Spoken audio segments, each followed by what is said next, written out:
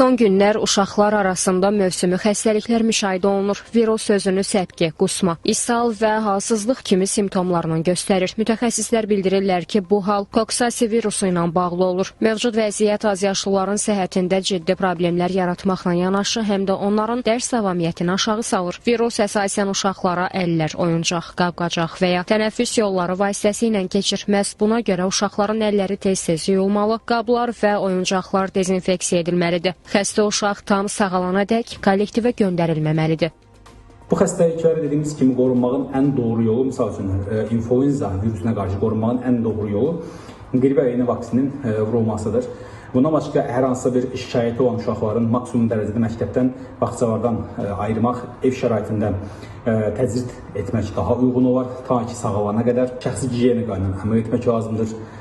Qoruyucu maskalardan, əgər xəstə hesab ediriksə özümüzü, mütləq qoruyucu maskaları taxıb da başqalarına bu xəstəliyin keçirməsi qarşısını almalıyıq. Bəzən valideynlər həkimə müraciət etmədən övladlarını öz başına, xüsusən də antibiotiklər verirlər. Pediatrlar isə bu cür halların əleyhinədirlər. Onların fikrincə, antibiotiklər yalnız bakteriyal infeksiyalara qarşı təsirli olur və düzgün təyin edilmədikdə uşaqların sağlamlığına zərər verə bilər.